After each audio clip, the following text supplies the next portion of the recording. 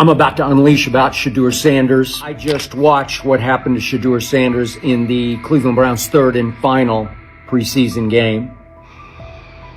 And I'm outraged, I'm sickened, and I'm saddened.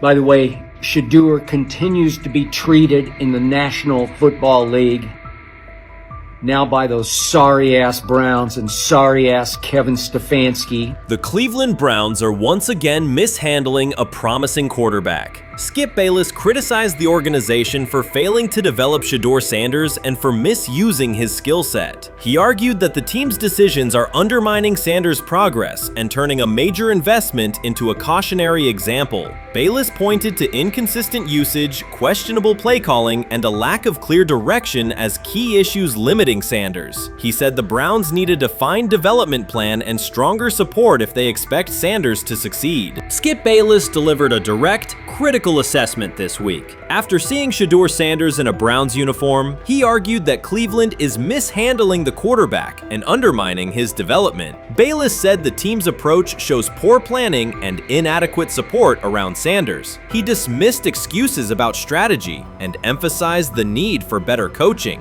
deployment, and protection. In his view, the Browns are setting themselves up for problems before the season begins unless they establish a clear plan for Sanders. Given the team's recent decisions, his reaction is understandable. Cleveland has a history of inconsistent quarterback development. Shedeur Sanders is a premium prospect, the son of a Hall of Famer, a proven college performer, and a widely recognized figure. The organization should prioritize his reps, protection, and a clear development plan, not place him behind Dillon Gabriel as if he were a secondary option. But I'm going to answer this question by saying Shedeur Sanders, and I'm going to tell you why. I think he's being set up to fail. That's right, I'm going to say it. Okay. Here we are on national television, right? There's been 11 practices, if I remember correctly. He's been starting against he's been playing against the third unit. He's fourth on the depth chart. And then suddenly you throw him into the start line, and he hasn't had any reps for the first team at all. Think about that. So you're just going to throw him to the wolves like that, huh? I mean, you know, if he had first team snaps in practice. Yet here we are. Cleveland has one of the most publicized prospects and is handling him like a depth piece. The broader issue is the franchise's long record of quarterback instability and inconsistent development. That history colors every move they make. When the Browns draft a quarterback, fans don't anticipate a long-term answer. They brace for another reset. Shedeur Sanders should be treated as a priority, not as an afterthought behind Dillon Gabriel. Let's give him a chance. Let's give him a chance with the play calling. You know you have an offensive line that isn't playing that well. So what do? Why not just play the short game so he can get the ball out of his hands very fast to run a competent goddamn offense? Outside of that, Shedeur has to be better in understanding that the offensive line that you're working with right now is not adequate. Why not allow the players that are competing for a job, in this instance, Shedeur Sanders, to finish off the 2-minute drill? When Browns fans see another quarterback selected, they brace for another setback. The franchise's recent history, from Johnny Manziel's failed stint to the rocky handling of Baker Mayfield, reflects inconsistent development and short-term decision-making. Against that backdrop, Skip Bayless's reaction to Shedeur Sanders on Cleveland's roster was blunt. He argued the team is already mishandling a premium prospect by treating him as a secondary option instead of a centerpiece for the future. Bayless's position is straightforward. Sanders is not just a name, he brings proven college production, leadership traits, and significant visibility that can strengthen both the offense and the organization's broader profile. Burying him on the depth chart behind Dillon Gabriel signals a lack of a clear development plan and wastes early momentum. Instead, Bayless contends, Cleveland should establish a defined pathway. First-team practice reps, protection and personnel tailored to his strengths, deliberate play calling that accelerates processing, and measured in-game opportunities that build confidence and execution. In his view, the Browns need alignment from the front office to the coaching staff to prioritize Sanders' growth. Continuing to treat him like a depth piece risks repeating the same cycle that has undermined previous quarterbacks. Committing to a coherent plan gives Sanders and the franchise a realistic chance to convert potential into sustained performance. What it is that they're doing is they're treating Shedeur Sanders like a 5th-round pick. Right? We're not covering every 5th-round pick in the NFL hoping that he gets an opportunity to be the starter on day one. We felt like, oh my goodness, they got a diamond in the rough. Shedeur Sanders fell to the 5th round. They felt like they evaluated him there, and that's where they picked him. And they're playing the guy that they picked in the 3rd round over him because they evaluate him at a higher level than what they do Shedeur Sanders. And I get it. The Cleveland Browns are once again creating problems of their own. Their latest misstep centers on Shedeur Sanders. Ryan Clark and Dan Orlovsky have both noted that Cleveland is repeating the same mistakes. The team spent valuable draft capital and is now undermining that investment. This reflects a persistent issue in the organization's decision-making. It's not just a football decision, it's a pattern of self-inflicted setbacks. Habits and some of the traits that we saw show up in college were very prevalent this past weekend against the Rams. Holding onto the football, catching the snap and not reading the defense, kind of evaluating what the defensive line is doing, and then trying to see if you can go make a play, and that's the concern. Okay, it's 1st and 10. They want a play-action double move at the bottom of the screen. The route doesn't win, and then the protection breaks down a little bit. You're taught as a young quarterback, protection breaks down, find the closest check down. It's right there, it's 1st and 10. He gets to like the 4th part of the Cleveland Browns have long carried a reputation for instability. Even when it appears they are turning a corner, the organization finds a way to create new problems. Momentum gives way to questionable decisions and progress stalls. The latest situation centers on Shedeur Sanders. It highlights recurring issues in leadership, planning, and execution. Instead of establishing a clear path forward, Cleveland risks undermining its own investment. There's a lot of players who feel like they should have been picked at a certain spot, should have been viewed in a certain way. But when you get on these teams, it's about developing the team, not doing what's individually best for a certain player. And that's what Kevin Stefanski has to do. And I get it. We want to say all the reasons why what's happening to him isn't right. But maybe we aren't right on the way that not only the entire NFL viewed him, but now the Cleveland Browns view him as well. Shedeur Sanders was not brought in to be a placeholder or a scapegoat. He is expected to be the long-term solution, a high-upside quarterback with the tools, poise, and Sanders' pedigree to elevate the roster. The focus should be on developing him and positioning him to lead the team forward. They sabotaged it. They rigged it against him today, putting him in with 3rd and 4th stringers, 5th stringers.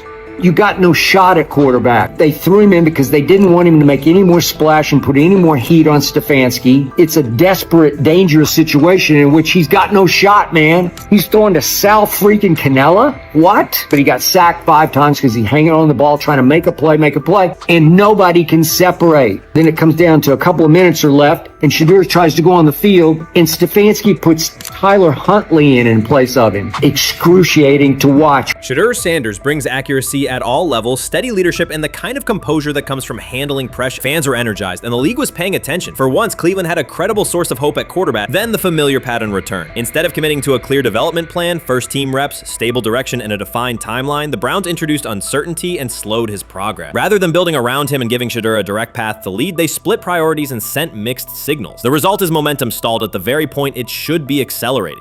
I also can't blame anybody who says, I don't necessarily trust this coaching staff to develop a quarterback or to evaluate the quarterback position. They have made some really oddball decisions at this position over the last several years, and I don't blame anybody for questioning, do these guys actually know what they're doing? I don't think that's unfair at all. The thing that I would say is that they're desperate. They're very desperate. Like the entire organization is desperate.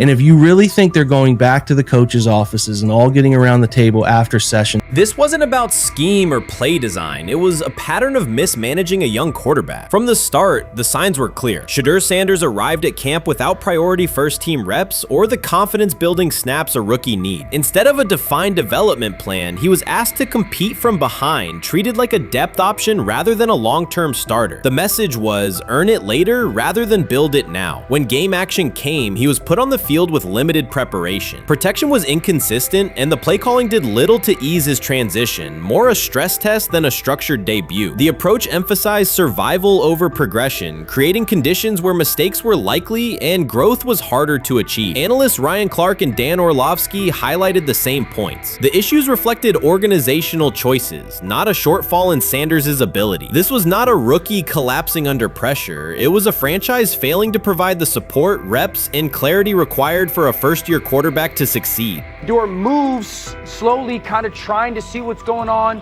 and then that creates that sack fumble. So a lot of the stuff that we just saw in college is a big deal. This ball gets snapped at the 48-yard line. Defense has won the rep. Play is dead. Throw the ball away. Yep. It's first down. But instead we run and it's a 2.5, 3-yard loss. So instead of being 2nd and 10, we're 2nd and 13. We're dead. Again, here's the opportunity to throw the juke route.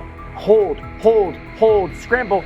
So some of those things that I was and others were concerned about on the college tape showed itself again. This is not the end of the world, though. This is part of his development. Cleveland managed to take a highly promising rookie and within weeks put him in a position where he looked unprepared. Ryan Clark called out the core issue. A first-year quarterback cannot succeed without protection, clear situations, and a controlled environment. Dan Orlovsky added that when a young quarterback isn't given structure, support, or coherent schemes, you're not evaluating ability, you're manufacturing failure. That's what happened to Shedeur Sanders. Browns fans weren't just disappointed with the results, they were alarmed by the process. This is a fan base familiar with quarterback missteps, yet even they recognize the pattern. A talented prospect subjected to poor planning and inconsistent guidance. After one preseason setback, the conversation shifted toward maybe Shedeur isn't ready instead of examining coaching, play design, and preparation. The reality is clear. The question isn't whether Sanders is ready, it's whether the Browns were prepared to develop and support him. Well, that would be a nice exit strategy because he would come up as doing Shedeur a favor. I mean, one's got to go, right? One's got to go, to clear this thing up. At some point, but I'm sorry, I know they don't care. If they were to trade Shedeur Sanders now after that preseason performance and he would go on to be good. The organization has cycled through quarterbacks for years, and the pattern is unchanged. Blame the player, protect the system, and repeat the same mistakes. Fans are split. Some argue Shedeur Sanders needs time and support, while others treat one rough outing as proof he isn't the answer. That division hides the real problem, the Browns' process. This isn't Shedeur failing, it's the team failing Shedeur. Across the league, successful teams create clear development paths. Kansas City brought Patrick Mahomes along behind a veteran and tailored the offense before handing him the job.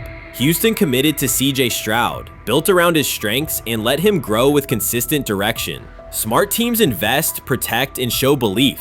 Cleveland did the opposite with Shedeur. Uneven reps, inconsistent protection, and unclear plans. Then question the outcome. That's not development, it's organizational mismanagement. These players have played a tremendous amount of football. Right. And I remember last year when Bo Nix came out of Oregon, we talked about all the easy throws Oregon creates. Right. The level of the skill players that are around him. And then we watched Bo Nix acclimate to the NFL game extremely quickly. I see a lot of those same traits in Dillon Gabriel. He gets the football out of his hands. He takes the throw that's available to him. He plays on time. And part of whether or not you get an opportunity to get on the field is the people that you're competing against. And I don't mean this in any disrespectful way to Shedeur, because I'm not only a fan, it's somebody I want to see succeed. The Browns will likely present this as part of a deliberate development plan, tough standards, resilience building, and testing a rookie under pressure. In practice, it isn't development. It's a damaging approach that undercuts growth.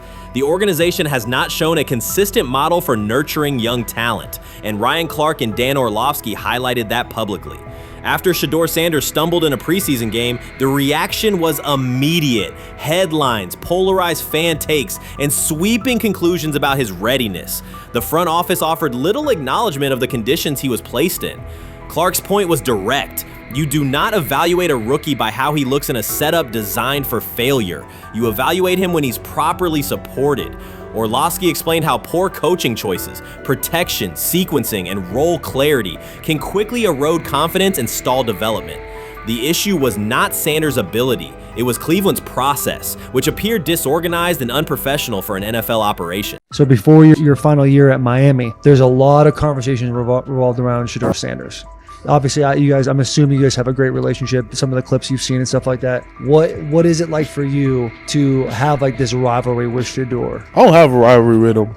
That's my boy. So at the end of the day, this whole process, we thought me and him were going to be 1 and 2 the whole time. Whether he's 1, I'm 2, whether I'm 1, he's 2. And so that's just always been, our mindset. It didn't go that way. I thought he was one of the better quarterbacks in the draft as well, even throughout college. A lot of stuff out there on him ain't really, the truth, just because they spin it different ways. Like they spin stuff about me different ways. But I mean, when he gets his chance, become a starter, I know he's gonna make the most of it. And I'm ready to get back to work with him, after the season, talk some more stuff to him. Cam Ward directly challenged the uneven standards applied to Shedeur Sanders, calling them inconsistent and unfair. By insisting that performance, not politics, guide evaluation, he shifted the discussion from one player to a league-wide problem. Sanders' treatment now serves as a test of how the NFL supports and evaluates emerging quarterbacks.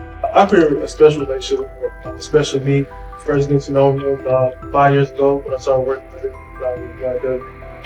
But it did surprise me because he's a good quarterback. It doesn't get a lot of credit that he deserves.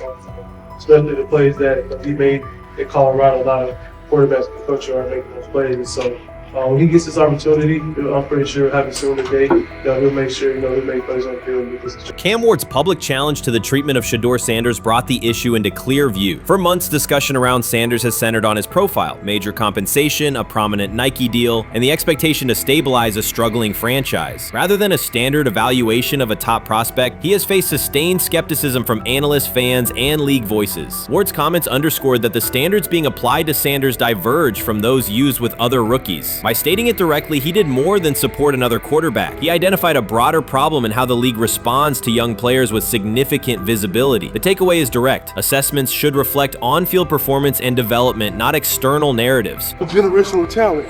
I'm gonna prove him right. I'm gonna prove him right. Don't worry. Oh my God. An article came out today. I'm generational. So I guess it's article versus article. I like that you think that, man. But we all know the truth. What? Trav gonna be first? You generation, I'm legendary. That's cool. We can be legendary. Legendary, get their ass. We'll start doing it in like 5 minutes. Shedeur Sanders entered the league with more than a playbook. He brought a public brand, a family legacy, and expectations unusual for a first-year quarterback. Before his first regular season throw, he was already positioned at the center of attention. Rather than assess him on that reality and his on-field ability, many voices reduced him to marketing, treating visibility as proof of hype instead of performance. Cam Ward pushed back on that framing. His point was simple: judge Sanders by the same criteria applied to other rookies. With Sanders' resume, production, leadership, and composure, most first-year quarterbacks would be discussed as long-term cornerstones. The evaluation should be consistent, focused on development and results, not perception. Look at the process with Shedeur, who I know is a buddy of yours, and how do you think both of you guys will end up doing in the league? I think we'll both end up being one of the best quarterbacks in the league. I just think the work that me and him are willing to put in, the relationship we have to constantly compete each and every day, to better our craft, for ourselves. I just think it's gonna end up paying off for us in the long run. Do you guys kid each other about who's going first and how much that matters to you? Yeah, we play around, we joke around with it. It really don't mean nothing. The draft pick will never mean anything. At the end of the day, you got to show whether you can prove each and every Sunday. You can't just do it 1 year. Disrespect shows up in two patterns. First, Shedeur Sanders is repeatedly framed through his father, Deion Sanders, as if lineage erases his own work. Discussion drifts to pedigree instead of what the film shows. Second, his visibility is treated with suspicion. His audience reach, partnerships, and ability to lift ratings are labeled hype rather than recognized as value. Instead of acknowledging that he drives demand and expands the stage for his team, critics call it an unfair edge. The result is a skewed evaluation. Star power is held against him while on-field production gets pushed aside. The standard should be consistent. Assess the tape and the development, not the last name or the attention it brings. Well, Ward were microfacts. Cam Ward's remarks went beyond defending Shedeur Sanders. They confronted how the league manages star power. The reality is simple. The NFL markets visibility, but resists it when a player doesn't follow the expected script. Rookies are supposed to be quiet, deferential, and grateful for limited leverage. Sanders arrived with leverage, brand reach, major endorsements, and confidence. And that presence was recast as entitlement. Instead of treating those factors as earned advantages, much of the commentary used them to diminish him. Ward called out that contradiction. The same influence the league sells to audiences is criticized when a young player exercises it. His point is a standards problem, not a personality dispute. Evaluate Sanders on his preparation, leadership, and results. Don't penalize him for having a platform or for using the leverage that the modern NFL itself helps create. Now it sounds like the Cleveland Browns are going to all but imprison Shedeur Sanders in the football sense of a very talented rookie quarterback who obviously needs reps, needs an opportunity, and who now, barring some miraculous luck, will not get the opportunity to play in a single real game. I'm sure many around the NFL are celebrating as we speak. They are chuckling about this. Many in the NFL wanted to teach Shedeur and his daddy. Cleveland became the center of the conversation. With Shedeur Sanders attached to a major Nike partnership, the expectation was straightforward. He should be given real game reps. The Browns instead leaned on Joe Flacco as the default choice, treating stability as the safer path while sidelining a quarterback with clear cultural and commercial pull. Each week Sanders didn't see the field, scrutiny grew. Commentary questioned the value of his contract environment and relevance, and fan debate shifted from development to doubt. That wasn't measured evaluation. It was a delay framed as prudence that eroded confidence in the process. Cam Ward reset the terms of the debate. He pointed to an uneven standard. When veterans or other young players secure significant endorsements, it's considered smart business. When Sanders does it at scale, it's recast as ego or hype. Even the scope of his off-field agreements became ammunition against him rather than evidence of market demand. Ward's position is simple. Use one standard. Assess Sanders on preparation, decision-making, and progression, not on discomfort with his platform. Treat visibility as an asset, not a disqualifier. The issue isn't attitude or branding, it's the consistency of the evaluation. Ward called it directly. The treatment has been unequal, and it should be corrected by aligning opportunity with performance criteria. Fans need to recognize there's not a team in the league he'd start for. Not one. That's not ridiculous, that's not unfair, that's not a vast conspiracy. Shedeur Sanders fans are Angel Reese fans. They're just fair weather fans who don't really give a fuck about the sport. Most of them are just Dion fucking groupies that followed him when he went to fucking Colorado, just like Angel Reese's fans had never watched basketball prior to her playing at LSU, and they followed her to the WNBA and don't know shit about the sport.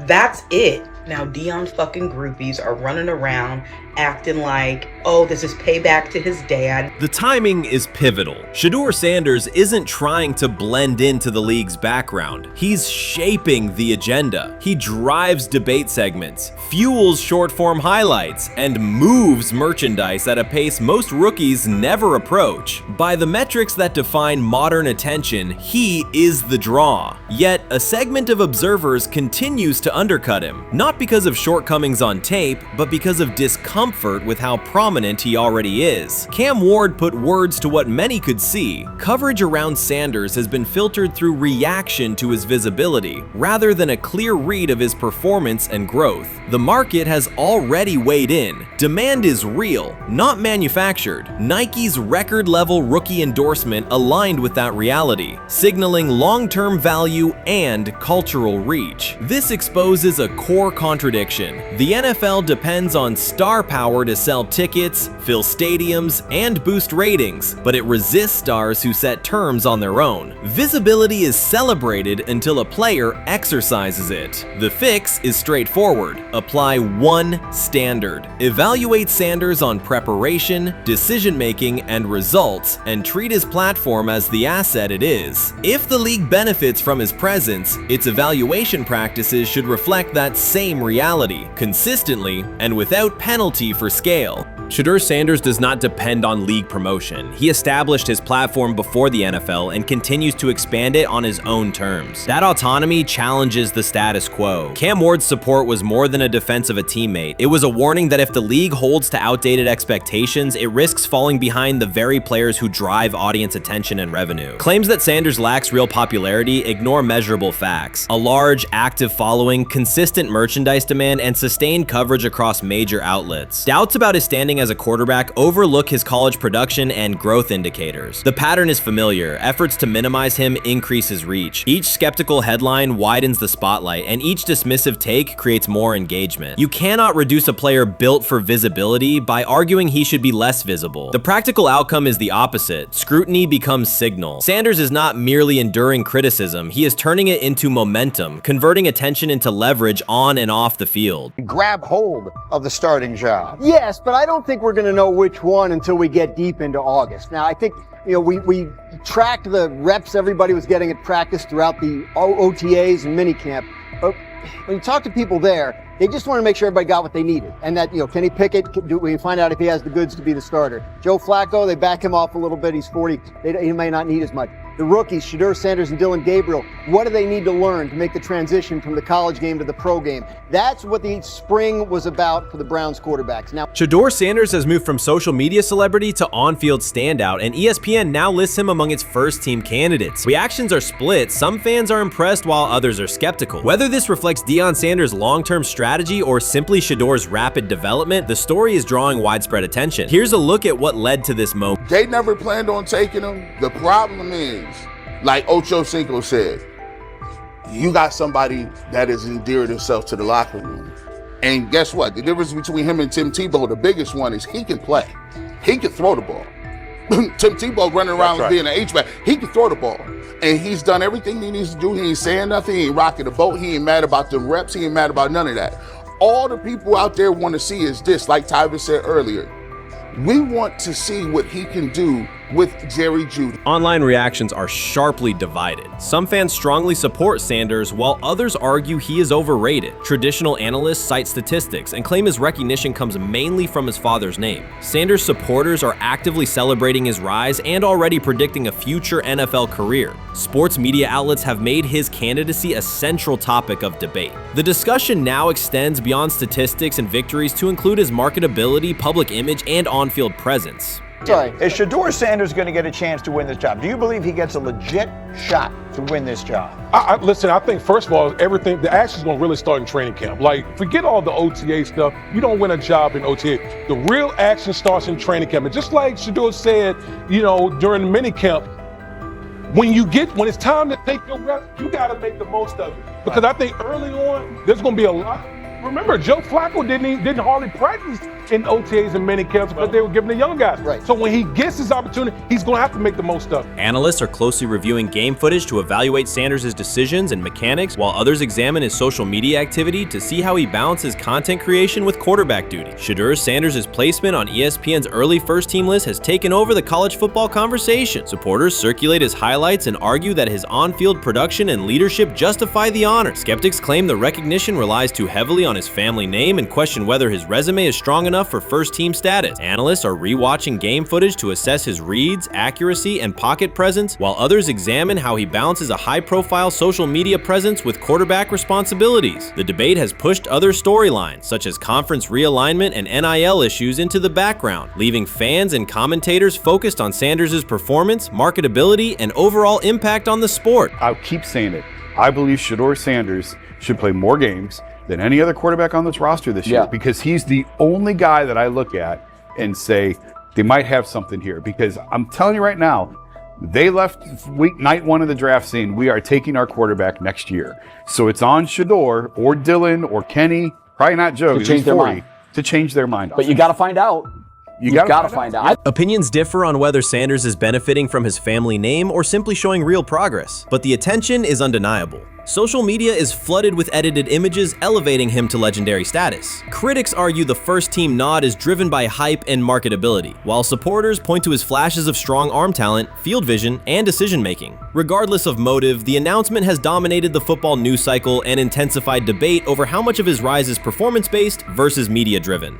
Highlight reels rarely show Sanders' turnovers, late-game mistakes, or inconsistent stretches. Being named to a first-team watch list suggests sustained dominance, something Sanders has displayed only in flashes. His selection appears driven as much by brand recognition and media appeal as by performance. ESPN's decision has intensified debate. Data-driven critics post statistics that question his resume, while passionate supporters predict awards and future NFL success. Commentators recall a time when first-team consideration required years of proven excellence. Yet many fans already see the announcement as confirmation that Sanders is on track for major college football honors. Shedeur Sanders has earned first-team reps when training camp commences later in July. I'm not saying like he's the first guy up when you do 11 on 11s day 1, 2, 3, 4, 5 at training camp. I'm not necessarily saying that, but he's the one quarterback that we didn't get a chance to see take reps with the ones. But I think Shedeur has a chance to like make this conversation interesting if he gets those reps with the ones and he has the same success that he did with the 2s, the 3s, and the 4s. I have confidence he can show you something, but I got to see it. We all got to see it before we can actually judge that. Some believe Deion Sanders is already preparing for an award ceremony, while others are furious, threatening to protest ESPN's credibility over Shedeur's first-team mention. Critics argue that honoring Sanders without a full season of elite play undermines college football standards. Supporters insist his performance and profile justify the recognition. The debate reflects a broader clash between traditional merit-based evaluation and modern brand-driven visibility. In today's landscape, first-team consideration is no longer only about statistics. It also involves marketability and audience engagement. Whether welcomed or rejected, Sanders commands attention and embodies the sport's shift toward both performance and personal brand. He lied to us all when he said that this was going to be an open competition, a four-man open competition when it comes to the QB situation up there in Cleveland, in which, from the looks of it, all we've seen it be was a three-man race. The only people that has been getting reps in with the first team or with the veterans are Joe Flacco, Kenny Pickett, and Dylan Gabriel. We've never seen my boy Shedeur Sanders get a chance to get in. Even with him doing the things that he has been doing up there, he has yet to get in with the... Shedeur Sanders was caught off guard by Coach Kevin Stefanski's recent remarks, which have sparked talk of bringing in another starting quarterback. Commentators are debating whether Stefanski's comments reflect eroding confidence in Sanders or a brief lapse in judgment, but the rookie now faces intensified scrutiny over his role. The Browns, we got an analyst that says that Shedeur Sanders should have some kind of a ban? Banishment of some kind? Come again? Say what? For what? And we've got, this would be more troubling. If I'm a Browns fan, and this is where we're going to start, potential dissension in the ranks of the front office and the coach. And over what? Quarterback. When a program's headline quarterback suddenly becomes the subject of sideline murmurs and quiet searches for replacements, the situation is unmistakable.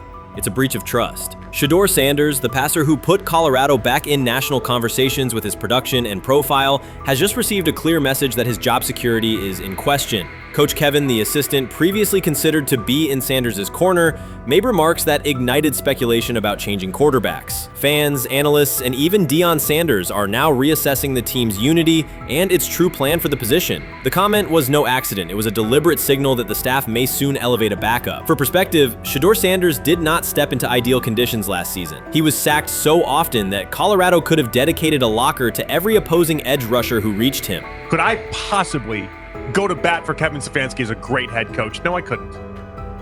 Could you go to bat against him, saying he's a horrible head coach? No, I can't. I think that's why we fall in the middle. I think that's why in a lot of these discussions, and that's why a lot of the rankings, you see him right now in that 15 to 20 range, somewhere in that middle pack of NFL head coaches. I've said earlier, Kevin Stefanski has already been given more head coaches than any coach I've ever seen in Cleveland.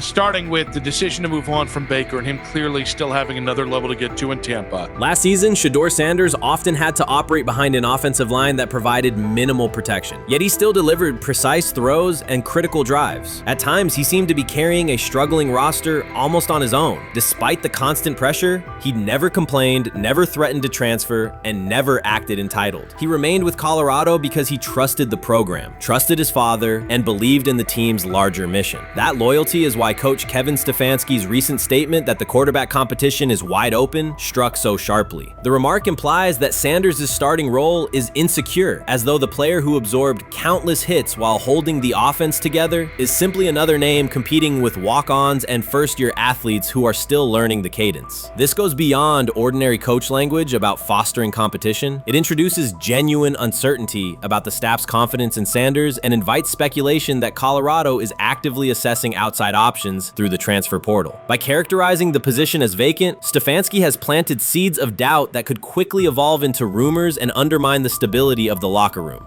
I'm sorry, but when it comes to quarterback, I'm going to defer to my head coach, generally speaking, especially one with Stefanski's track record and how he's viewed across the league.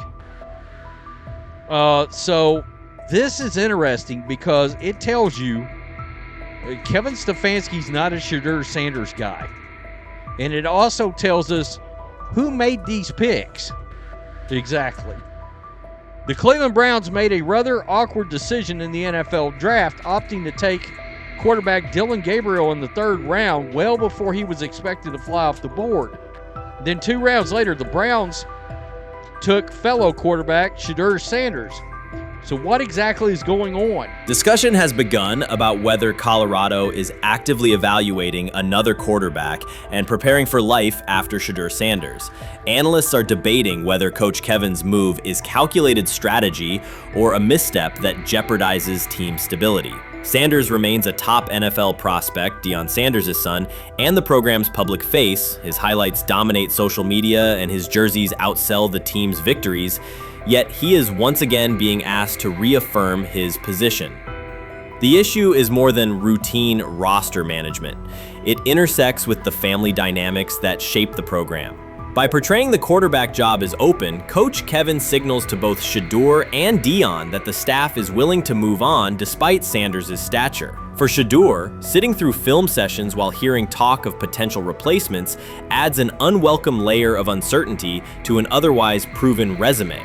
The decision may reflect a desire for a quarterback with a different profile, perhaps someone more mobile and system-oriented, rather than a dismissal of Sanders' accomplishments. Shedeur is lighting it up in practice every day. You're not even a half bit curious to see what he could do with the ones. That makes no sense. And then on top of all of that, you got players going on podcasts and talking to people in the media saying this guy is really good. Like, this guy is legit. So even your peers respect you enough. How is it that the coaches can't see that? It always starts with the players, where the player's like, hey, you see that? You seen that pass he threw? The Cleveland Browns were taken by surprise when quarterback Shedeur Sanders stepped in for first-team snaps, asserting control of the drill and instantly highlighting deficiencies across the rest of the room. His confident command forced coaches to pause practice clips, reevaluate progressions, and consider immediate adjustments to the depth chart. Within minutes, discussions spread throughout the facility and online forums as fans weighed what Sanders' showing means for the current starters. The organization now faces an urgent, data-driven decision on whether Sanders should move up permanently. Shedeur Sanders arrived at Browns practice, took several first-team reps, and the entire quarterback group immediately felt the pressure. Coaches erased the whiteboard and reviewed their plans. Staff members exchanged concerned comments, and observers began asking whether Sanders was positioned to assume a larger role. Tony, every year we see at least 1 to 2 teams. They were in last place in their division the year before. No one thought they'd be good, and then they were good. It almost seems like no one's even assuming the Browns can be that, but we see it happen every year. And I get the quarterback stuff, but like, correct me if I'm wrong, Tony. The Browns are trying to run the football, play good defense, not turn the ball over in the passing game, and try and take advantage when they can, correct? That's what they're trying to do.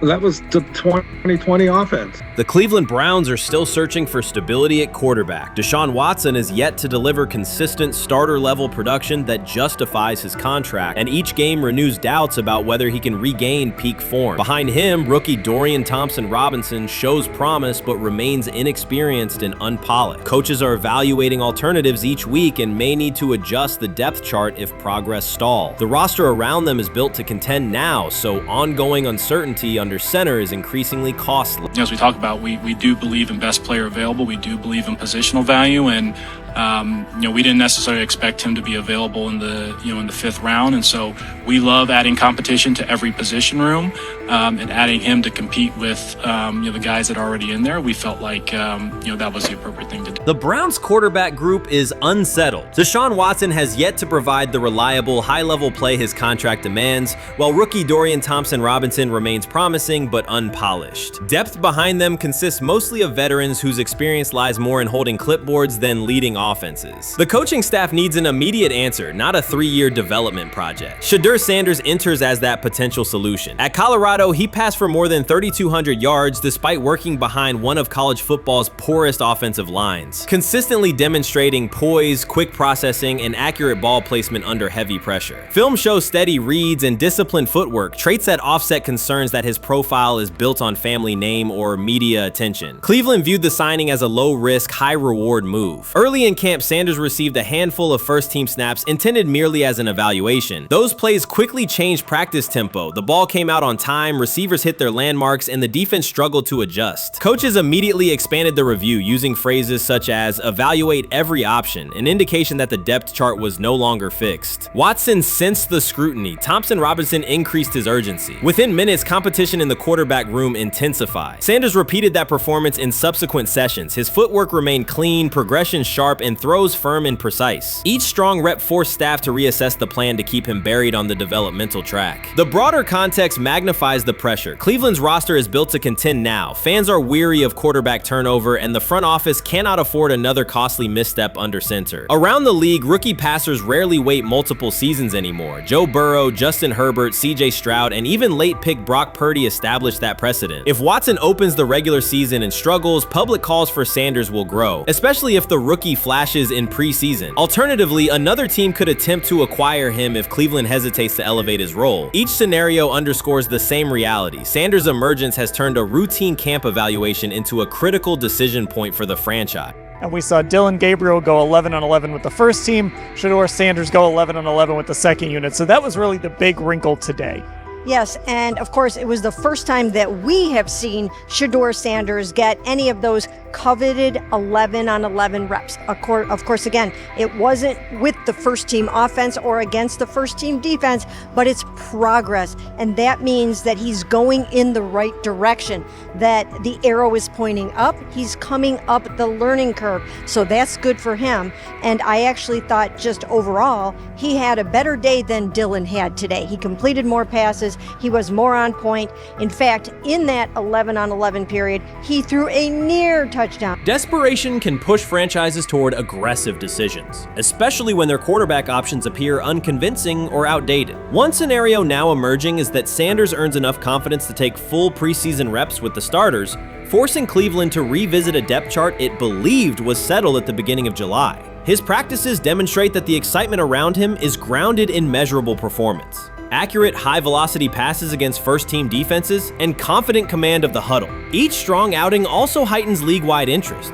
Rival scouts adjust evaluations, and general managers revisit their notes, aware that a viable young quarterback may soon become available. Inside the facility, the personnel staff must balance short-term results with long-term roster planning, knowing that an early move could reshape salary cap allocations and locker room dynamics. The pressure on Watson and Thompson-Robinson escalates accordingly. Both must produce visible progress to maintain their current roles. Cleveland's recent history shows how quickly promising quarterback situations can devolve into controversy. The franchise has turned potential breakthroughs into organizational turmoil before. So observers remain cautious about how this competition will unfold.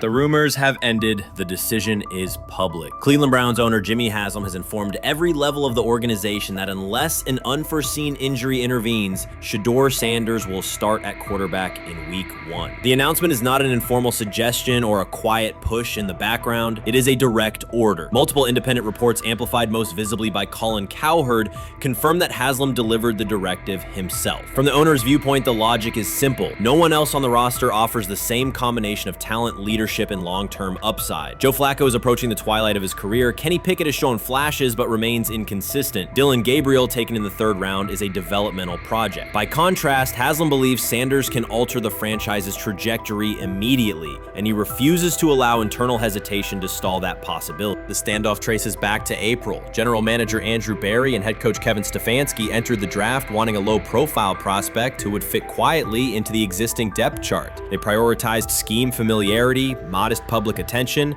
and a clear developmental timeline. When the board lined up, they reached for Gabriel in round 3, reasoning that an early investment would justify keeping a rookie on ice behind the veterans. But Sanders continued to slide, first through day 2, then deep into round 5. Haslam watched the names come off the board, convinced the league's bias against Deion Sanders' outspoken son was obscuring legitimate first-round talent. When Cleveland's 5th-round pick arrived and Sanders was still available, Haslam intervened. He did more than approve the choice. He overrode the original plan, making it clear that the organization would select Sanders and give him every chance to compete. From that moment on, the Browns' internal narrative splintered into 2 camps, those ready to accelerate around their owner's vision and those still trying to protect their original approach. Once rookie minicamp began, Sanders erased much of the speculation. He commanded huddles, processed coverages quickly, and delivered throws with anticipation that belied his draft slot. Teammates noted his willingness to accept blame for missed timing, then correct the error without dramatics. While Flacco and Pickett split most first-team reps, Sanders treated limited opportunities as full-speed auditions. During organized team activities, he identified blitz looks, redirected protections, and consistently found his second read when the primary route was covered. More than one defensive veteran told local reporters that Sanders looks like the best arm in the building. That assessment forced Berry and Stefanski to reevaluate their timetable. They could no longer label Sanders a long-term project without contradicting on-field evidence. Drafting Gabriel 2 rounds earlier had provided the staff an excuse to slow roll Sanders' ascent. Coaches could point to investment cost, meeting room familiarity, and installation comfort to justify Gabriel's snap share. Yet each practice rep in which Sanders outperformed the 3rd rounder weakened that shield. Behind closed doors, position coaches began requesting more Sanders film for cut-ups, and offensive assistants quietly shifted meeting questions toward concepts the rookie already executed well. By mid-June, Berry himself started describing Sanders not as a developmental asset, but as a competitive option. Those subtle linguistic changes signal the front office's recognition that the narrative had moved beyond their control. Haslam's history with quarterbacks is well documented. His pushes for Johnny Manziel, Baker Mayfield, and Deshaun Watson were high-visibility swings, each driven in part by a desire to generate excitement as well as wins. Critics highlight those choices to question his evaluation track record, yet Haslam perceives Sanders differently. Where Manziel carried off-field concerns, Sanders brings a reputation for professionalism. Where Mayfield's leadership style divided veterans, Sanders' approach has united receivers and linemen. Where Watson's trade involved unprecedented controversy, Sanders arrived at minimal draft cost. Haslam sees a rare chance to capture star potential without mortgaging the future, and he is unwilling to cede that upside to cautious pacing. Cleveland's supporters, weary of revolving door quarterbacks, have rallied around Sanders with unexpected speed. Sales of customized Sanders number 2 jerseys surged within days of rookie minicamp. Training camp ticket requests spiked once local media circulated videos of Sanders making NFL-caliber anticipation throws during 7-on-7 periods. The mood in Northeast Ohio has changed from tentative hope to active belief. Longtime season ticket holders who once shrugged at preseason storylines now debate Sanders' footwork at neighborhood barbecues. Social media engagement for Browns content has climbed, driven by highlight compilations of the rookie threading seam passes between linebackers and safeties. All of this places Kevin Stefanski in a fragile position. If he opens week 1 with a veteran starter and the offense sputters, criticism will be swift. Each stalled drive will will be interpreted as evidence that he ignored the owner's edict and the fan base's intuition. Conversely, if he names Sanders the starter solely under pressure, any early struggles could be framed as proof that Sanders was rushed, further exposing Stefanski to blame. The only sustainable solution is conviction. Either stand behind a veteran with clear strategic reasoning or embrace Sanders fully and structure the offense around his strengths. Splitting the difference, rotating series, delaying first-team reps, or using vague competition language will satisfy no one and likely jeopardize locker room clarity. Sanders' personal approach has reinforced Haslam's confidence. Instead of taking post-draft downtime, he traveled to Texas to train in full Browns gear at facilities near his father's home. The leaked clip of Sanders executing footwork drills in helmet and pads wasn't a marketing ploy. It was a glimpse into a quarterback visualizing Week 1 live. Team personnel who viewed the footage recognized purposeful rehearsal, cadence calls, pocket movement against simulated pressure, and follow-through adjustments based on imagined rush lanes. Observers asked why a rookie would conduct such intense solo sessions in May. The answer is straightforward. Sanders does not view himself as a developmental pick. He considers himself the starting quarterback of the Cleveland Browns and prepares accordingly. On pure ability, Sanders' arm strength ranks with the league average for starters. His accuracy to the intermediate middle, an area where the Browns' current scheme generates high leverage completions, has drawn consistent praise from receivers. The primary areas still under review are blitz recognition and live bullets and timing on deep outbreaking routes versus press coverage. Those developmental checkpoints are significant, yet daily practice reps show acceleration. In contrast, Flacco's mobility limits the boot action game that Stefanski installed to help Mayfield early in his tenure. Pickett can extend plays, but struggles to attack tight windows between linebackers and safeties, an essential requirement in Cleveland schematics. Gabriel remains an unknown at NFL speed. Thus, the competitive landscape favors Sanders sooner than the coaching staff originally planned. The franchise now stands at an inflection point. Haslam's mandate, the locker room's growing support, and the fan base's enthusiasm all tilt towards Sanders. The front office's earlier strategy, anchored in patience and quiet development, is increasingly untenable. Barry's shift in messaging indicates grudging alignment, but final authority over the depth chart rests with the coaching staff, unless ownership directly intervenes on game day decisions. A move rare, but not unprecedented in the NFL. Should Stefanski align with the owner and name Sanders the starter before preseason concludes, he can claim proactive vision and tailor the offense through training camp. Should he resist and open with a veteran who falters, he risks rapid loss of credibility and possibly his position. Either path carries pressure, but only one aligns with the momentum sweeping through the building.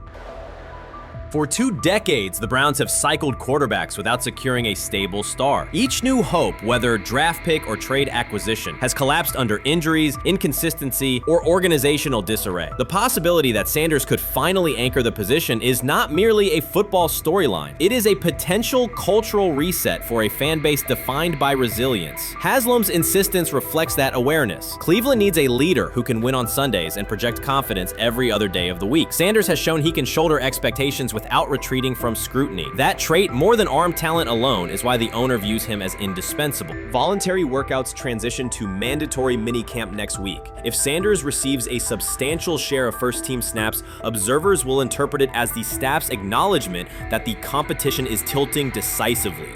A public declaration may not follow immediately, but every rep allocation is a signal. If, however, the staff continues funneling most top unit snaps to Flacco or Pickett, tension will escalate. Local media will question the evaluation process. National analysts will debate the merits of letting a rookie learn through live action versus controlled practice. Inside the facility, players will recognize any disconnect between performance and opportunity, and unity could fray. The Browns have reached a decisive moment. Shedeur Sanders has demonstrated the skill, poise, and work ethic to justify starting in Week 1. Jimmy Haslam has publicly positioned him as the future, and by implication the present of the franchise. Kevin Stefanski and Andrew Barry must either endorse that vision or brace for the consequences of delaying it. For Cleveland fans, the significance is clear. A legitimate chance to exit the cycle of quarterback uncertainty and rally behind a signal caller capable of commanding the field and galvanizing the city. Whether that opportunity is seized promptly or postponed will define the Browns' 2025 season and likely the tenure of the decision makers involved.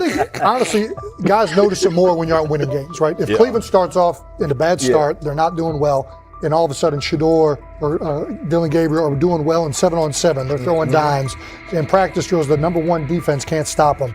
People take notice of that. And the more that the players see it, they're going to, then the the comments start happening over the lunch table. They start happening throughout the building, and that's when the pressure really will get severe. The Cleveland Browns were focused on resolving their quarterback situation until Jason Kelce made pointed comments that triggered a strong reaction from ownership. The response inside the organization was immediate and intense. What exactly did Kelce say that has the dog pound on edge and the front office under pressure? We seen that miserable game by the Cleveland Browns. So they throw Joe Flacco in there, and I like Joe Flacco. He did good, but they gave him the resource of all the first team guys. Then they throw Dylan Gabriel in there with first teams and second teams. So Dylan always is getting protected. The same thing again, they gave this scrub max protection on every play.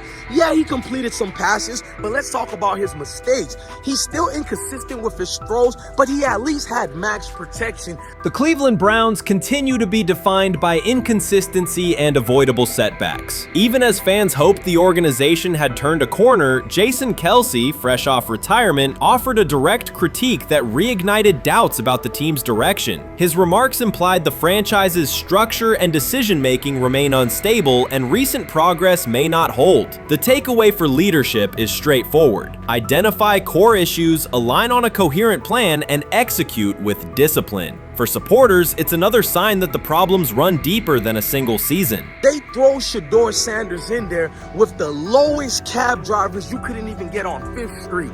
And I'm pissed off, bro, because the play calling was abysmal. Look, even if you don't like Shedeur didn't even get a chance to be trash.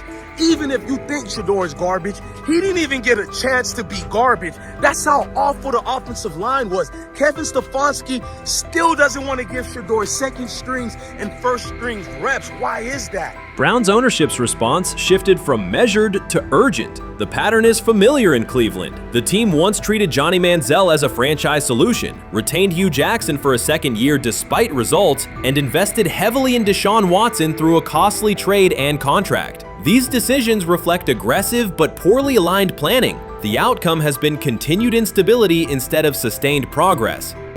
That this was the guy that they wanted to start. He's seasoned, he's experienced, he still has a big-time arm, even at his age, and they open with the Cincinnati Bengals. They wanted that experienced guy. He was always going to be the guy. They were not going to start Dylan Gabriel or Shedeur Sanders in week 1. Kenny Pickett had a hamstring injury. It makes it easy to go with Joe Flacco. And the question isn't and wasn't going to be who's the starter in Cleveland. The question is, who's going to be the backup in Cleveland? Who's going to be the number 2 quarterback when they open the season against these Bengals? Fans still show up season after season, expecting improvement and bracing for setbacks. The usual pattern has been early optimism followed by a gradual collapse. But last season was different. For a sustained stretch, the Browns looked organized and competitive, resembling a functioning team. Couple days, 3 days until roster cutdowns. How do you feel about that? Do you feel like you belong here on this team? Obviously, I think overall as a player, I feel like I put in the work. I feel like everything I do, I try to do it to my best, and that's all I ask for. So I feel like everybody feels like, they should be on the team, and if you ask anybody on the team, would they feel like they belong, in their own eyes. So I feel like I do, but I'm my own player, I think about myself in a high regard. The front office entered the offseason confident. Kevin Stefanski was being praised and the Dog Pound believed the team had made real progress. Then Jason Kelce delivered a pointed assessment that cut through the optimism. Fresh into retirement, the former Eagles All-Pro and Super Bowl champion said Cleveland still looks like a team patching over issues rather than building a durable contender. Kelce's view was direct. The Browns' structure is fragile, and the roster is too dependent on perfect health at quarterback. He argued the team is one injury away from losing continuity and sliding backward. Because Kelce has operated inside a stable, championship-level organization, his comments carried weight with players, media, and fans. The reaction was immediate. People took his critique seriously, not as outside noise, but as an informed evaluation of how a successful team should be built. Ownership also felt the impact. Jimmy Haslam's response shifted to urgency, a sign that leadership recognizes the stakes. The criticism arrives in the context of prior high-risk decisions, especially the fully guaranteed $230 million commitment tied to Deshaun Watson. Watson has missed time and shown inconsistency when available, and the contract has constrained flexibility. Kelsey's remarks highlight why depth, alignment between the front office and coaching staff, and a clear contingency plan at quarterback are non-negotiable. The takeaway is straightforward. Cleveland must convert last season's progress into a stable framework, protect the quarterback, deepen critical positions, and establish a plan that survives injuries and short-term setbacks. Without that, the games that fueled optimism will remain temporary. If you're a betting man, who do you think starts for the Browns at quarterback? Okay, this is the situation. Kenny Pickett, they actually traded for him. Joe Flacco, no one's bringing Joe Flacco in the building thinking Joe Flacco's going to be the starter. If Joe Flacco is your starter, you got a problem. You have a huge problem. And if they were saying Shedeur was the starter as the 5th rounder, you got a real problem too, because he passed over all these guys in these reps in the offseason in shorts, in bikini shorts, Speedos and stuff.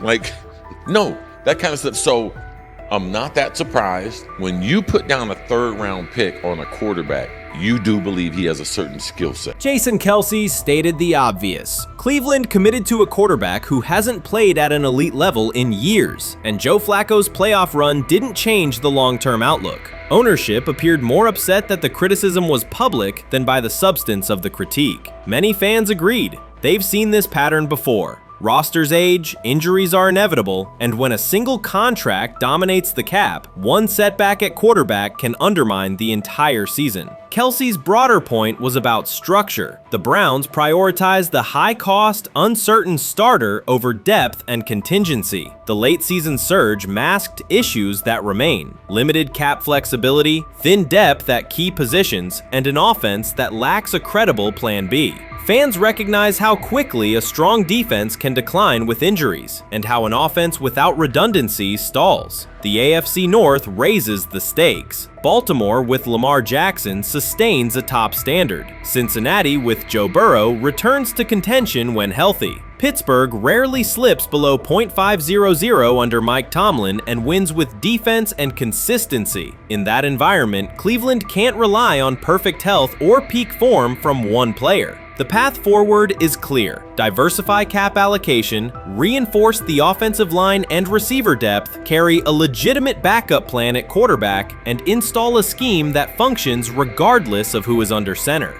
Given what we saw yesterday with Shedeur Sanders, somebody on the Cleveland Browns is 100% getting fired, probably by the end of this year.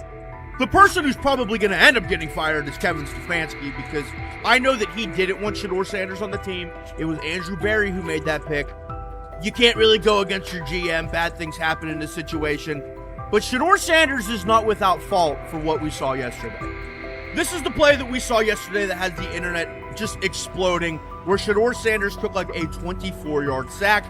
Half of the internet is saying that this is all Kevin Stefanski's fault. Cleveland showed progress last season, but the underlying concerns remain. Jason Kelce highlighted them directly. The Browns' long-term plan is fragile, cap-constrained, and overly dependent on perfect health at quarterback. His comments focused attention on structural issues, roster depth, continuity in coaching, and a sustainable offensive approach, rather than a single hot streak. That criticism resonated because it reflected what many around the league already see. Ownership's reaction underscored the sensitivity. Jimmy Haslam has presided over frequent coaching and quarterback changes, and external scrutiny carries weight when it comes from a respected veteran with championship experience. Kelce's remarks reinforce that last year's Joe Flacco stretch was a short-term solution, not a foundation. The team still needs a durable plan that can withstand injuries and inconsistency. The practical takeaway is clear: stabilize the system, diversify cap usage, and build depth at key positions so the offense functions regardless of who is under center. That includes a coherent development pathway for younger talent such as Shedeur Sanders, with defined practice reps, protection, and scheme alignment. Kelce didn't say anything outrageous. He articulated the gap between a brief surge and a credible long-term contender. I have the faith of a mustard seed. Right, because this is the greatest resurrection since Jesus the Christ. Right, like at some point, Joe Flacco was thinking about getting into TV. Yeah. Right, Joe Flacco didn't have a job, and then now you not only come back and start for the Cleveland Browns late in the 2023 season, but they came back around to you. You're now the day one starter for a franchise that just 2 years ago was in the playoffs. The Browns' quarterback situation remains unsettled. Deshaun Watson was expected to be the long-term answer, but injuries and inconsistent play have prevented him from reaching an elite level. When the team turned to Joe Flacco after Watson's season deteriorated, Flacco immediately lifted the offense and produced results that highlighted the gap between expectations and reality. That a 39-year-old late addition could outperform a $230 million starter was not just a short-term surprise, it raised fundamental questions about roster construction and evaluation. Quarterback depth has been fragile, and the late-season surge masked broader structural problems. Jason Kelce's remarks made that clear. Cleveland is vulnerable if the starter is unavailable, cap flexibility is limited, and the offensive plan lacks a stable contingency. His critique drew attention to leadership and planning as much as on-field performance. Jimmy Haslam's strong reaction reflects the pressure on ownership.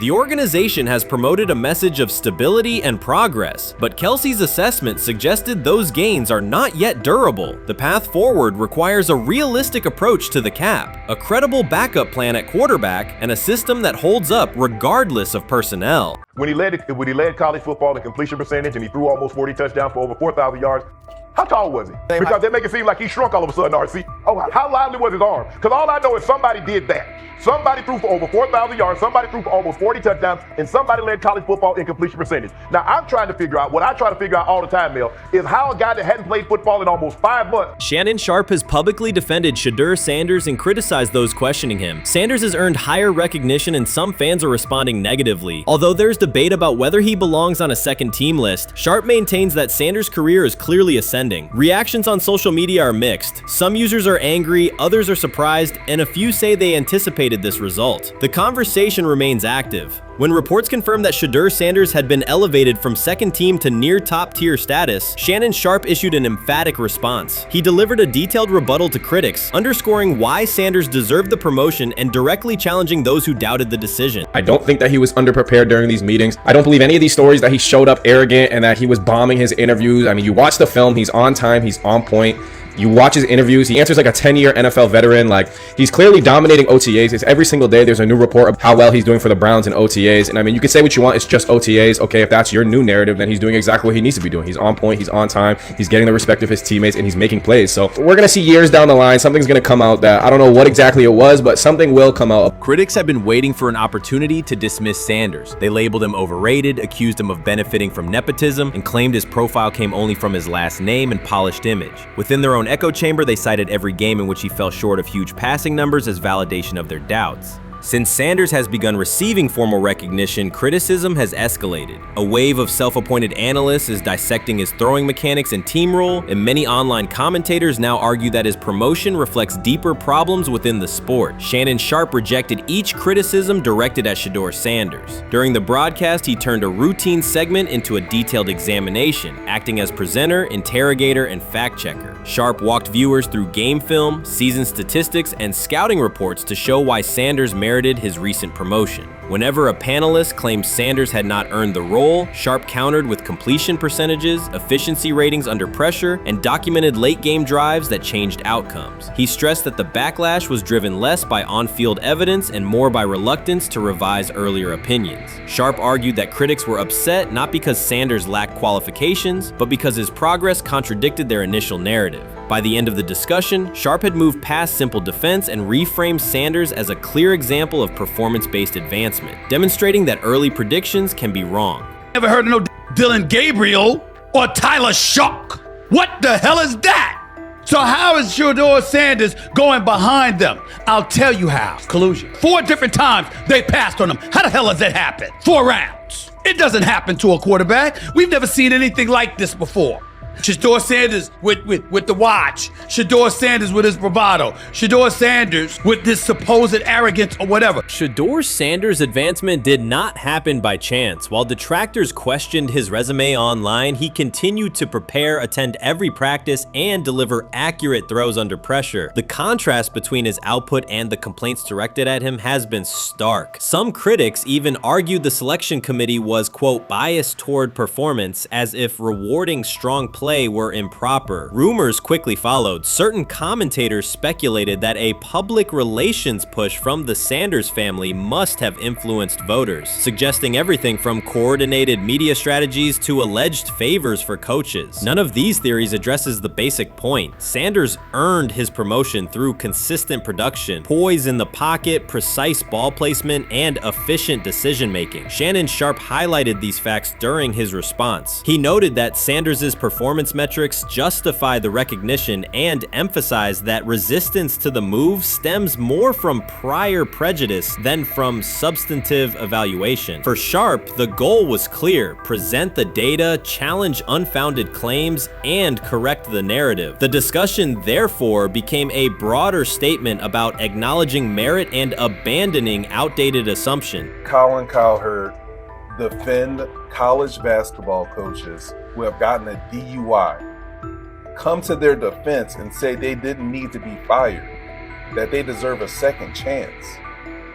But Shedeur Sanders drives 40 miles over the speed limit, gets a one-on-one ticket, and Colin Cowherd comes on his show today and says he's out on Shedeur Sanders. He's seen enough. He can't support him anymore. He can't be in the Shedeur Sanders camp because of this speeding ticket. Shannon Sharpe addressed commentators who portray constant doubt as expertise. Those who discount strong performances with "we'll see" but declare bust after a single mistake. He noted their belief that progress only counts if an athlete visibly struggles. Sharpe's response was methodical rather than emotional. He presented evidence, cited statistics, and calmly refuted each claim. Following his remarks, several critics began revising or deleting earlier posts, recasting themselves as longtime supporters of Shedeur Sanders despite having questioned him for months. Sharpe insists on accountability, naming specific individuals and dates while requesting public acknowledgement of prior errors. He argues that analysts cannot spend months undermining a player's potential and then quietly adopt a supportive stance once the athlete succeeds. These are serious, big-time, top-of-the-line playmakers that they have. If you can go 45 to 42 in the fourth quarter because your quarterback set the school record with 510 yards passing. He was flawless. Shedeur is big time. I didn't know for sure, will it translate to the next level of competition?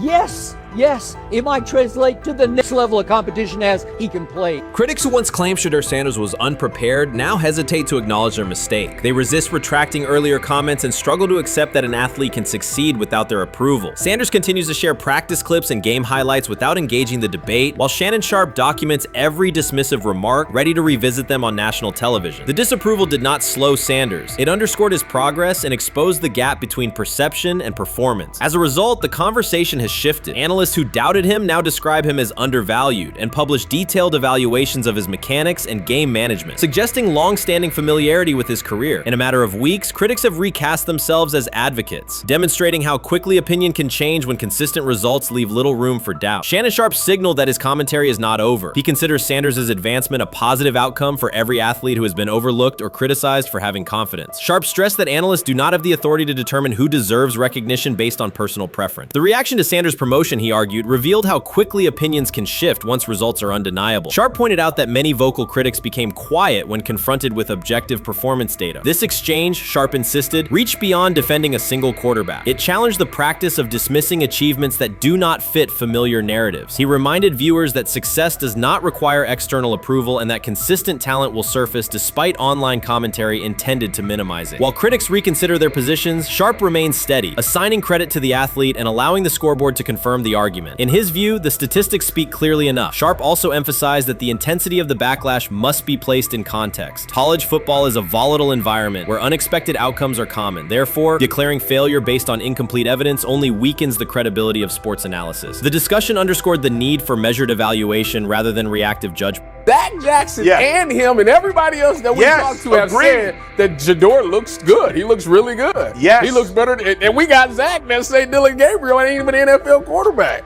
It's true. So how is it that this man can't get a rep with the ones, but that non-NFL 100%. quarterback can? We all what agree with sense does that, that yes. make? Some observers now claim that recognizing Shedeur Sanders' strong performance undermines football's traditional standards, even though they previously argued he received coverage only because of his father. Faced with Sanders' current statistics, those critics are searching for explanations that fit their earlier narrative. The data have always been clear, their earlier objections ignored that fact. Shannon Sharpe is openly highlighting this reversal, comparing past negative remarks with Sanders' recent 400-yard games to demonstrate the gap between criticism and evidence. Sharpe did not force these commentators to backtrack, he simply displayed their earlier claims alongside Sanders' results, allowing the contrast to speak for itself. Sometime last week, and then, and I just tweeted that out again this morning, and then today, the Joe Flacco one got posted. So running through this, and then of course we'll still have Dylan will be next, and then Shedeur will come last. As training camp nears, Mary Kay Cabot is providing straightforward analysis of the Cleveland Browns quarterback competition. The starter has not been named, but she has moved away from her earlier skepticism of Shedeur Sanders and now acknowledges his talent and potential. Cabot explained that if Joe Flacco is chosen to start week 1, it will mean he is the most prepared to play immediately. This approach would also give younger quarterbacks such as Kenny Pickett time to adjust, refine their skills, and maximize their potential while Flacco handles the early workload. She added that a Flacco start would not prevent Sanders from earning the position later in the season. The depth chart remains flexible, and Sanders' continued development could put him in line for an opportunity as circumstances evolve. Cabot also noted that Pickett could win the job for week 1, but he must demonstrate he can integrate smoothly with the offense and perform reliably under pressure. The Browns want a leader who can control the huddle, execute plays efficiently, and maintain composure. Pickett's performances in upcoming practices and preseason games will be critical in determining whether he secures the starting role or Sanders ultimately takes the reins as the season progresses. Things like that. It doesn't mean that that Kenny can't swoop in there and steal that job by them, but he's really going to have to show that he has a complete mastery of this scheme and this system, and that they don't have to dial it back a lot to put him in there. So these will be some considerations, and I do think that that as the preseason goes along, it will become evident.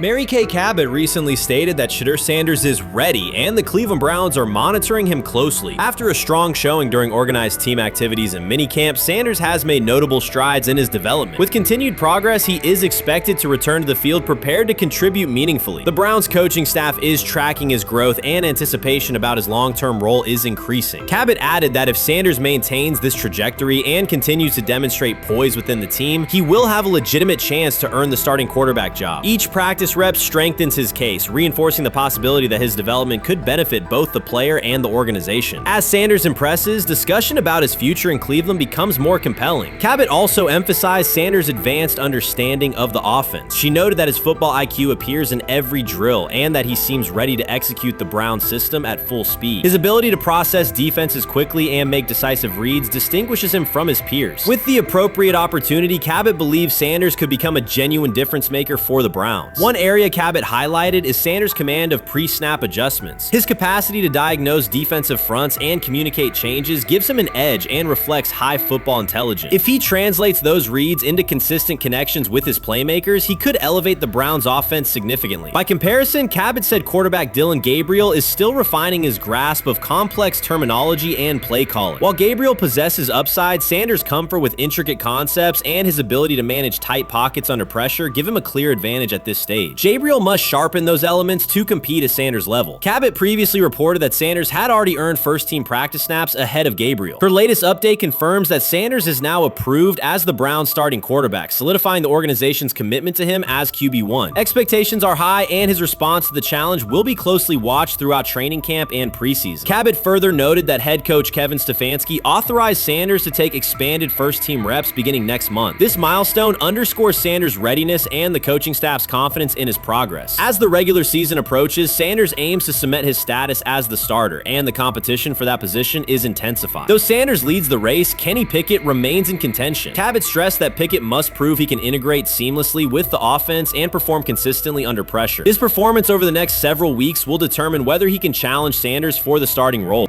With both quarterbacks vying for the top spot, the Browns' Week 1 starter will be one of the most scrutinized decisions of the upcoming season. For now, Cabot's reporting underscores Sanders' rapid ascent, strong football intellect, and growing command of the offense, qualities that position him well to lead Cleveland's offense when the opportunity arrives. Chris Carter's televised assessment of Shedeur Sanders triggered immediate pushback from Cleveland fans, local media, and even several Browns veterans. Carter dismissed Sanders, a fifth-round pick, as unprepared to start, and framed the growing interest around him as purely a byproduct of surname recognition. Since that segment aired, practice reports have told a very different story. Observers inside the Browns facility describe a rookie quarterback who is closing the gap on Kenny Pickett and Dillon Gabriel with surprising speed. Sanders first turned heads in rookie minicamp by directing the huddle with a calm that belied his inexperience. Position coaches reported that he rarely repeated mental errors during installation periods, a trait they rank highly when grading young quarterbacks. In organized team activities, he showed consistent timing on intermediate routes, kept turnover numbers low in 7-on-7 periods, and demonstrated early command of Kevin Stefanski's protection calls. That steady execution earned him a handful of first-team snaps, reps that would ordinarily have belonged to Pickett by default. By mandatory minicamp, the rotation had shifted again. Practice notes from beat reporters detail the rise in Sanders' workload each day. Red zone series against the starting defense, 2-minute drills, and full field scrimmage possessions in which he checked out of called plays when fronts dictated it. Mary Kay Cabot, initially skeptical Sanders would challenge for game day snaps in 2025, wrote after consecutive sessions in mid-June that his footwork, release speed, and pocket management had, quote, meaningfully tightened since rookie camp. Her tone marked a clear departure from early spring projections that labeled Sanders a long-term developmental project. The broader quarterback context in Cleveland magnifies that progress. Deshaun Watson's availability and form remain uncertain after 2 injury-interrupted seasons, while Pickett's transition from Pittsburgh has been uneven. Dillon Gabriel's arm strength is evident, but coaches continue to stress hesitation in his full-field reads. Against that backdrop, Sanders' quick decision-making and mechanical efficiency have begun to look less like a pleasant surprise and more like the roster's most reliable short-term plan. Inside the locker room, acceptance has followed performance. Wide receivers cite Sanders' ball placement on outbreaking routes, noting that the ball routinely arrives on the upfield shoulder, a small but essential detail that allows for yards after the catch. Offensive linemen appreciate his pocket awareness. Joel Bitonio remarked privately that Sanders slides up instead of bailing when edge pressure flashes. Defensive backs say his eye discipline forces them to hold coverage longer than they expected against a rookie. Such cross-positional respect develops only when day-to-day tape shows tangible improvement. The reaction to Carter's critique highlights a recurring double standard applied to young black quarterbacks. Traits celebrated as swagger or confidence in other players were labeled arrogance when associated with Sanders, yet the quarterback himself has not responded publicly. There have been no subtle social media jabs, no mention of critics and interviews, only repeated references to competing for every rep and learning from veterans. That measured approach, combined with hard evidence from practice, has softened earlier doubts among coaches who prioritize demeanor as much as arm talent. Within the coaching staff, the discussion now centers on readiness thresholds. Stefanski's scheme relies heavily on quick rhythm throws, defined reads, and disciplined pocket movement. Those requirements align with Sanders' strengths: a compact release, willingness to target the middle of the field, and instinctive timing on RPO concepts carried over from his college tape. Staffers reviewing cut-ups from joint practices note that his internal clock already approximates NFL speed, a metric they did not expect to see until mid-season at best. If that trajectory continues through preseason games, the Browns face a consequential decision. Starting a 5th-round rookie 6 weeks after training camp opens would unsettle salary cap assumptions, depth chart politics, and external perceptions of organizational stability. Yet the internal mandate remains clear: the most prepared quarterback will play. That standard places Sanders in genuine contention because every practice metric used to grade readiness, turnover ratio, red zone efficiency, third down conversion rate has trended in his favor since early June. The organizational stakes are considerable. Cleveland has cycled through starting quarterbacks had a startling pace over the past decade, shifting from first-round investments like Baker Mayfield to high-cost gambles such as Watson, each move packaged as the long-awaited solution. A rookie chosen outside the first 100 picks ascending to the top of the depth chart would challenge long-held league assumptions about draft pedigree and opportunity. It would also validate the evaluation philosophy that prioritized Sanders' intangibles, processing speed, leadership presence, over conventional arm strength thresholds that pushed him down the draft board. Carter's televised remarks now sit awkwardly alongside daily updates from Berea. His critique relied on pre-draft labels and the presumption that a late-round passer with a famous father would need a redshirt year. Practice film contradicts that stance. Sanders checks protections at the line, manipulates safeties with shoulder fakes, and has reduced turnover-worthy throws in full-speed sessions to single digits. Statistics normally cited for veteran backups, not rookies. The longer that evidence accumulates, the more Carter's comments appear rooted in legacy bias rather than objective performance review. None of this guarantees Sanders will open the season under center. Preseason defenses test quarterbacks in ways practice cannot. Defensive coordinators will disguise pressure and boundary rotation to force late decisions. Sanders must show he can adjust protections and exploit mismatches without the benefit of a controlled environment. Yet within the Browns facility, the conversation has shifted from if he will be ready to when. Quiet confidence from Amari Cooper and other veterans suggests they believe Sanders can steady an offense searching for consistency more than highlight reel heroics. Sanders' rise also affects long-term roster calculus. If he earns the job and performs competently, Cleveland gains starter-level production on a cost-controlled rookie contract, freeing cap space allocated to other positions. That scenario could reshape roster-building strategy in a division featuring Joe Burrow and Lamar Jackson, quarterbacks whose contracts consume significant percentages of team payroll. A capable, low-cost starter would allow the Browns to reinforce their offensive line and secondary while retaining core veterans, a competitive advantage few teams enjoy. For now, the focal point remains daily improvement. Sanders continues to arrive before sunrise, reviewing the previous day's install with the quarterback coach, then staying after practice to throw on-air routes with receivers low on the depth chart. Coaches track those habits closely because consistent routine underpins performance when adversity strikes in live games. Each incremental gain strengthens the argument that readiness depends on preparation and aptitude, not draft slot. Carter's segment reminded the league how quickly assessments can become outdated when they lean on perception over evidence. Sanders' steady climb up the depth chart underscores the counterpoint. In the NFL, tape is the final arbiter. Should Sanders translate practice efficiency to preseason success, the Browns may discover that the solution to their long-standing quarterback riddle arrived quietly in the 5th round, carrying little more than confidence and a willingness to work. The 2025 NFL Draft was expected to be Shedeur Sanders' moment. Many projected him as a top 10 talent and a headline quarterback in one of the most discussed college football storylines in years. Instead of walking across the stage on the first night, he waited through 3 days without a call. There was no celebration, only silence. When the phone finally rang at pick 144 in the 5th round, it was the Cleveland Browns. With that selection, the financial outlook changed dramatically. The Sanders family believes this was not a typical draft slide, but the result of coordinated action. They are pursuing a $100 million lawsuit alleging collusion across parts of the league.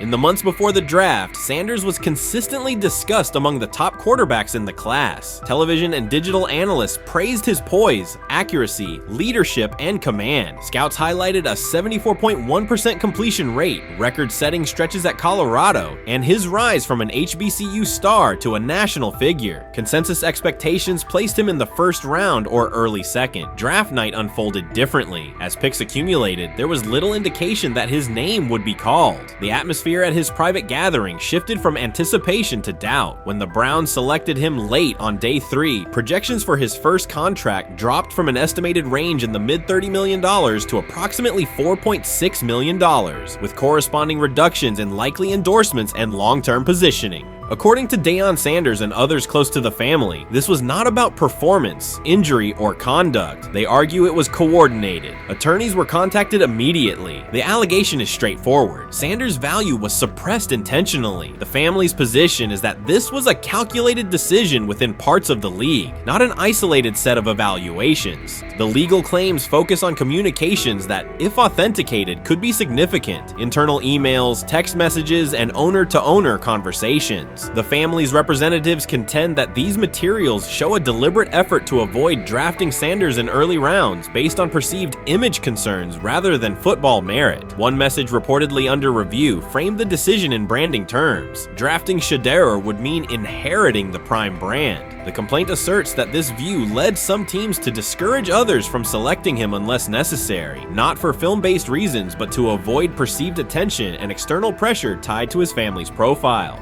A related thread involves speculation about team fit and willingness to play for certain franchises. Past public comments by Deion Sanders were interpreted by some as signals of an Eli Manning scenario. The family's view is that these were strategic statements, not ultimatums. They argue that rather than engage in discussion, teams chose a passive approach, no direct rebuttal, reduced contact, and a collective reluctance to invest a premium pick. If phone records and written communications corroborate coordination, these items could become central exhibits. Media tone shifted as the draft neared. Coverage that had emphasized production and leadership began highlighting intangibles, interviews, and perceived coachability. Anonymous sourcing appeared in multiple outlets, with claims that Sanders skipped combine drills out of arrogance, bristled at film critique, or told one club, "Maybe I'm not the guy for you," after a tense session. A widely cited line, "Nobody wants a celebrity backup quarterback," was voiced by Colin Cowherd and circulated as shorthand for risk. The Sanders legal position is that these narratives did not arise organically, but reflected a coordinated leak pattern that undermined his market value. The family's contention is that this was primarily about control and compliance rather than football ability. They point out that Sanders did not fail a drug test, was not suspended, and did not produce poor athletic testing. His college resume included elite stretches and significant program elevation at 2 stops. The legal claim asserts that the league's power structure resisted a high-profile player aligned with a high-profile parent coach and an independent media presence. The allegation is that teams sought to avoid the perceived complexity that would come with selecting him early. The financial impact is a core component of the damages claim. Had Sanders been selected late first or early second round, projected 4-year compensation would likely have fallen between $30 to $35 million, with immediate access to higher tier endorsement opportunities and the brand leverage that accompanies a franchise quarterback designation. As a 5th-round pick, the initial contract value is a fraction of that total, and associated off-field opportunities are typically narrower. The suit reportedly seeks not only lost salary, but also the broader economic value linked to draft position, sponsorships, licensing, and the visibility that accelerates an early career trajectory. The filing's scope, as described by sources close to the family, extends beyond the league office. It may involve media outlets, scouting firms, and specific executives if discovery shows coordination or materially false statements that affected value. The argument is that the draft slide harmed not only Shedeur, but also the broader Sanders brand, affecting perceptions of Deion Sanders as a recruiter, coach, and public figure. The family's view is that narrative construction around brand risk and celebrity backup produced a measurable economic and reputational loss. If a court authorizes discovery, the process would likely compel emails, internal draft notes, and message archives from teams and third-party intermediaries. Subpoenas could be served on media organizations for sourcing records related to anonymous quotes. That level of transparency would be unusual and could reveal how information flows during pre-draft periods. The legal theory moves beyond a single player's evaluation to the draft's integrity, whether owners or executives acted in concert to reduce a prospect's value for reasons unrelated to football performance. The league has not publicly addressed these specific allegations. Background comments from executives characterize the claims as overreach. The family's camp maintains they have documentation sufficient to proceed. The comparison points referenced by observers include Deflategate, Spygate, and the Colin Kaepernick grievance, not because the facts are the same, but because of the potential scope, policies, practices, and the balance of power between the league and individuals challenging its processes. Another dimension of the dispute involves how the NFL perceives Deion Sanders, Coach Prime, and the autonomy he promotes. He built a large media footprint around his programs at Jackson State and Colorado, elevated his players' profiles, and spoke openly about fit and leverage. The family contends that this visibility, combined with statements about preferred destinations, triggered resistance. The complaint frames the response as a preference for compliance and predictability over independent branding and public negotiation. The suit also addresses the pre-draft decisions that that critics point to: skipping the Senior Bowl, declining full workouts at the NFL Scouting Combine, and candid interviews about team fits. The family characterizes these as strategic choices commonly made by top prospects, not evidence of entitlement. Their view is that similar decisions by other players did not produce the same narrative because those players fit more comfortably within league expectations. The risk calculus is clear. Bringing a suit of this magnitude invites professional consequences. The family acknowledges that some within the league may react negatively. Their position is that the principle at stake, transparent and fair valuation, warrants the risk. The message they intend to send is that manufactured narratives and coordinated devaluation should face scrutiny, particularly when they affect earnings, opportunity, and reputation. If the case advances, several outcomes are possible. The court could find insufficient evidence of coordination, limiting the scope to individual judgments protected as opinion. It could also find enough to proceed to broader discovery, which would have implications beyond one player, including potential changes to how teams document evaluations and how media handle anonymous sourcing close to the draft. Agents might push for reforms, including clearer guardrails around leaks and standardized prospect communication records. For now, Sanders is working within the Browns structure. He has avoided public escalation beyond confirming focus on preparation and development. The lawsuit is a separate track managed by counsel. This dual approach, professional routine on the field and legal action off it, reflects the family's strategy. They intend to contest the process they believe harmed him while meeting club expectations day to day. The core allegations remain consistent across their statements. A talented quarterback saw his draft value suppressed by coordinated behavior tied to branding concerns and public positioning rather than football merit. Media narratives amplified that shift, and the result was a substantial, quantifiable loss. The remedy sought includes compensation and a measure of accountability that could deter similar conduct. Whether the claims are ultimately proven will depend on documentation and testimony. If emails, texts, and call logs substantiate coordination, the impact could be significant, prompting policy review around pre-draft communications and media engagement. If not, the case may narrow to disputes over opinion, perception, and the gray areas of scouting. Either way, the filing signals a willingness to confront entrenched practices and to test in court how far the process extends beyond film and interviews. This situation has moved from speculation to litigation. It addresses control, image, and power in a system that influences careers and compensation. It also underscores how public narratives can shape market outcomes. Sanders' path now has two tracks: earning opportunities on the field in Cleveland and seeking redress off the field for what the family views as an avoidable and orchestrated loss. The questions at stake are larger than one draft slot. They touch on how the league values independence, how information is weaponized, and what recourse exists when a player believes the evaluation moved from football to optics. The answers will emerge through practice reps and potentially through discovery and a courtroom record. You can't fire the owner because he can't fire himself. Yeah, someone's head's going to roll, unfortunately, in this situation, and it's probably Stefanski and Barry. I saw on The Athletic. I don't think that's fair, by the way. Stefanski, that part. I agree. I was saying the other day on my podcast that Barry should be fired, and I said I wouldn't fire Stefanski, but a couple of people made the point of saying, well, if you fire the GM, you got to give him a chance to hire his own coach, which is fair. That's true. So I would fire Barry. I would hire a new GM.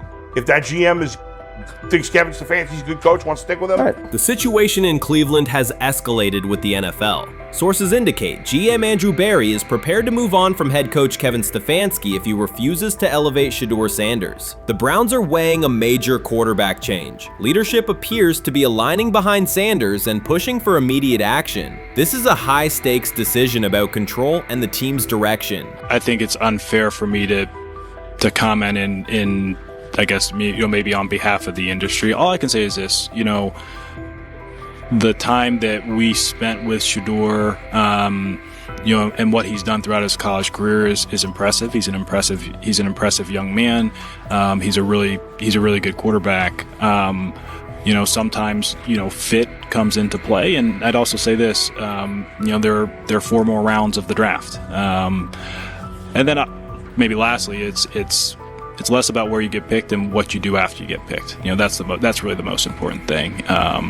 And, getting to know him over the course of the spring, he has a ton of resolve. Andrew Berry appears to be at a breaking point. Pressure from fans and within the organization to play Shedeur Sanders is intensifying. Berry is pushing for a move towards Sanders, while head coach Kevin Stefanski remains cautious about altering the depth chart. The divide is clear. One side wants acceleration, the other a measured rollout. The organization is under heavy scrutiny, and the focus has shifted to when, not if, Sanders sees the field. Has the fourth highest odds of any head coach this season to be fired. He's clearly on the hot seat. It's been a discussion for really a couple years now, dating back to last season's 3-win season.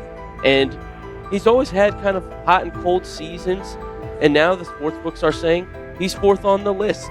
Number 1 is Mike McDaniel of the Miami Dolphins, Brian Daboll of the Giants at 2, Shane Steichen at 3, and there is Kevin Stefanski plus 650 to be fired. This has moved beyond tension to outright stubbornness. Rather than elevating Shedeur Sanders, the staff has chosen Dillon Gabriel. The current depth chart looks less like a forward plan and more like resistance to change. Fans have been clear about who they expect to see, yet the organization keeps delaying. Every week without a real evaluation of Sanders slows development and blurs accountability. Cleveland is choosing a conservative approach when a decisive decision is needed, sending a message of uncertainty to both the locker room and the city. Now being the third string quarterback for the Cleveland Browns, was that so much was made out of unbelievable. He actually made the team as the third string quarterback.